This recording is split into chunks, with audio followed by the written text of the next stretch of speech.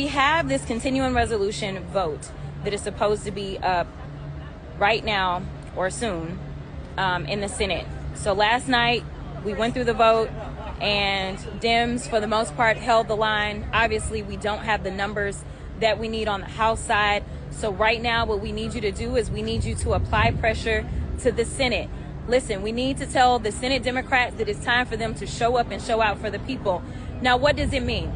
If they hold the line, then the federal government may shut down. And I know that there are those that are concerned and saying things like, well, if the government shuts down, then they're going to blame the Democrats. They blame the Democrats for everything. Right now, the stock market is crashing. And guess what? They want to try to blame Joe Biden. They're going to blame us for everything that goes wrong in their life because they refuse to connect with reality. But the reality is that we have somebody that is driving our country into the ground in every single way possible, while at the same time deciding that he's going to sell Teslas on the White House lawn, while everybody else, or I guess he was selling and buying.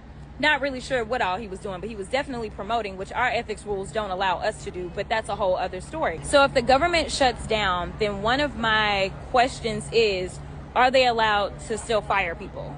In my opinion, if we're shut down, you can't be fired. And what does that mean? It does mean that people will not be paid, but it does mean that they will get their back pay. So hopefully we can stop some of the bleeding. We just saw that the Department of Education laid off 50% of their workforce. So I don't really understand why anybody would say, oh, we got to take the high road. Listen, he is decimating the federal government. And you're talking about whether or not we're going to keep the doors open. He literally is shutting down departments anyway. But here are the things that we're going to lose. So if your specific district had a member that went out and got community projects for some of these nonprofit organizations, as well as some of their governmental agencies, then those things, they go away. Why? So that Elon Musk and Donald Trump can have more latitude than they're supposed to be. A continuing resolution is literally supposed to be like, oh, this is just to carry me over. It is not supposed to be us completely skipping the appropriations process. And this is the only time that the Democrats in the Senate can actually say, hey, we're going to filibuster. We're going to raise that threshold to 60 votes, right? It's the only time. If they actually go through the appropriations process, then it's only a 50 vote majority. And that way we know exactly line by line where monies are supposed to go. In addition to that, this is really our only leverage because they're going to enter into reconciliation here shortly. And when they enter into reconciliation, that is where they are going to try to do the things such as get rid of Medicaid, Medicare, and Social Security.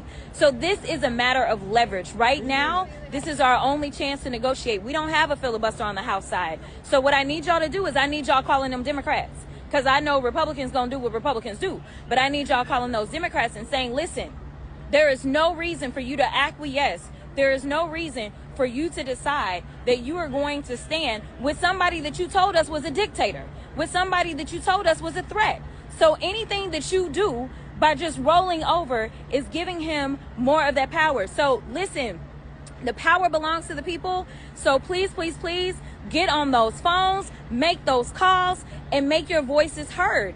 Because they want to tell us stuff like, oh, well, you know, we may lose the next election. You never know what may happen. But I can tell you this.